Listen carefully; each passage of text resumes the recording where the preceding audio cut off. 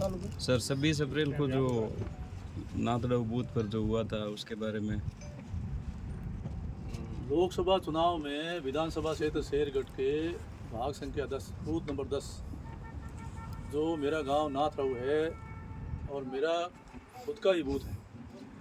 मुझे सूचना मिली थी कि मतदान 7 बजे शुरू हुआ था और 7 बजे जब मतदान शुरू हुआ तो उस समय हमारे मतदान क्षेत्र की मातृशक्ति महिलाओं जब वोट देने के लिए जा रही थी तो उनको मुख्य गेट पर रोका जा रहा था और वहाँ के सुरक्षा कर्मी ने प्रत्येक महिला मतदाता का घूंघट उठा करके और उनका जो आइडेंटिफिकेशन आधार कार्ड था उसका वो मिलान कर रहे थे।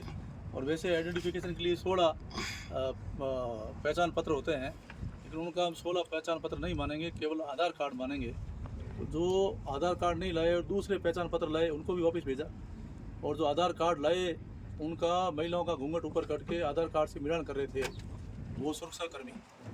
तो महिलाओं ने कहा भाई ये हमारा जो आधार कार्ड है धुंधला है, लेकिन है आधार कार्ड हमारा, और हमारे यहाँ परंपरा रही है, संस्कृति रही है कि हम हमारा घूंघट रखते हैं, ये हमारे सम्मान का प्रतीक है, इसलिए हम घूंघट नहीं उठाएंगे। उनके मना करने पर उनके साथ दुर्व्यवहार किया गया और इस प्रकार से जो सुरक्षा कर्मी होते हैं जो वो केवल मात्र कानून व्यवस्था के लिए और सुरक्षा के लिए होते हैं, इस प्रकार से आधार कार्ड और पहचान पत्र पूछने का उनका कोई ड्यूटी में नहीं आता है। वो तो पीठासीन अधिकारी करते हैं, लेकिन उनको वापस भेजा गया। ऐसी 50-60 महिलाओं को भेज दिया गया, कुछ मतदाताओं को भेज दिया गया। तो इसे आम मतदाताओं में गुस्सा था और 7 से 11 बजे के बीच केवल मात्र 10% मतदान ही हुआ था, क्योंकि ये मतदान मेरा है। तो वहाँ पर मत प्रतिशत कम हो, इसलिए एक ऐसी साजिश भी थी कि डराया जाए, धमकाया जाए, बंदूकें दिखाई जाए और यहाँ कम से कम मतदान हो।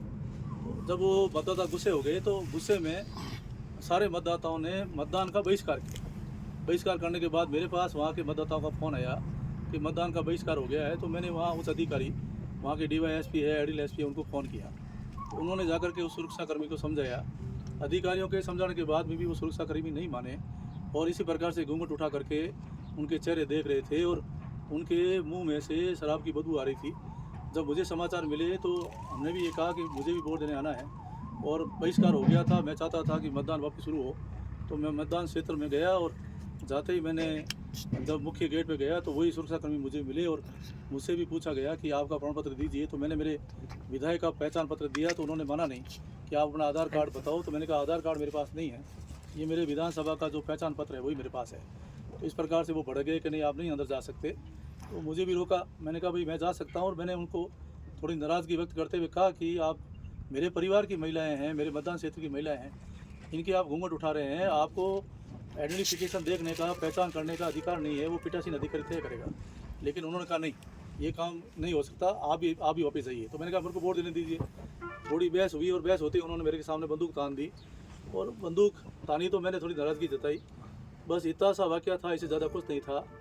और इसको जो सोशल मीडिया पे चल रहा है, मैं ये चाहता हूँ कि जो वाक़या वहाँ पे हुआ है, अगर किसी को भी इस वाक़ये से ठेस पहुँची है तो मैं क्षमा प्रार्थी हूँ और क्षमा मांगता हूँ, माफ़ी मांगता हूँ कि मेरी कोई ऐसी सोच नहीं थी। मैं तो मेरी सिर्फ नाराज़गी जताई थी कि हमारे महिलाओं के साथ इस प्रकार से अभद्र व्यवहार क्यों कर रहे हो। इस प्रकार से महिलाएँ नाराज़ हो रही थी, तो महिलाओं ने सारी जानकारी दी। और मैं ये मानता हूँ कि पूरे हिंदुस्तान में विधानसभा क्षेत्र शेरगढ़ गौरव सेनानियों का विधानसभा क्षेत्र रहा है और सबसे ज़्यादा सैनिक कहीं हैं तो विधानसभा में हैं। मेरे दादू साहब भी फ़ौज में रहे हैं, मेरे 2 काकू साहब फ़ौज में रहे हैं। मैंने हमेशा हमारे सैनिकों का सम्मान किया है। सैनिक हमारे देश की धरोहर है और जब हम सोते हैं तो हमारे देश की रक्षा करते हैं। और ऐसे गौरव सेनानी विधानसभा क्षेत्र शेरगढ़, इसमें सबसे ज़्यादा सैनिक है। 4 बार लगातार यहाँ का सेवा करने का अवसर हमें मिल रहा है।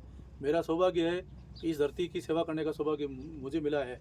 और यहाँ के 100% जो पूर्व सेनानी हैं, पूर्व सैनिक हैं, वो हमारे साथ खड़े हैं और हमेशा उनका सम्मान किया है और उनकी समस्याओं के लिए, उनके हक और अधिकारों की लड़ाई हम लड़ते रहे हैं। तो इतना ही वाक़या था। और कोई आपको बात? सर, जब ये दुर्व्यवहार हुआ तो उस समय में कोई महिला सुरक्षा अधिकारी या महिला पीठासीन अधिकारी उपस्थित थी? वहाँ मुख्य गेट पर ये केवल सुरक्षाकर्मी थे और पुरुष सुरक्षाकर्मी थे, महिला सुरक्षाकर्मी भी वहाँ नहीं थी।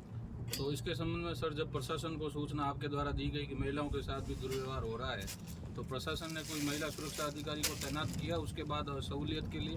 नहीं, उनने जो अधिकारियों ने समझाया लेकिन वो माने नहीं। और जब मैं वोट देने के लिए वहाँ गया और मैंने वहाँ हालात देखे, तो हालात देखने के बाद में वो पीठासीन अधिकारी भी इस प्रकार से कर रहे थे, क्योंकि कांग्रेस पार्टी के प्रत्याशी करण सिंह जी के वो रिश्ते में भाई लगते हैं, बालू सिंह की जी, तो वो भी इस प्रकार का दुर्व्यवहार मतदाताओं के साथ कर रहे थे। वोट परसेंटेज नहीं हो रहा था और वोट डालने नहीं दे रहे थे। तो मैंने शिकायत की और अधिकारी आए, हमारे उपखंड अधिकारी वगैरह सारे अधिकारी आए, जिला कलेक्टर शिकायत की गई, आईजी शिकायत की, एसपी शिकायत की, तो उन्होंने आकर जांच की और जांच में मेरी जांच को उन्होंने सही माना और सही मान करके वो जो सुरक्षाकर्मी थे उनको भी वहाँ से हटाया और पीठासीन अधिकारी थे उनको भी वहाँ से हटा करके दूसरे पीठासीन अधिकारी और सुरक्षाकर्मी जवान वहाँ तैनात किए।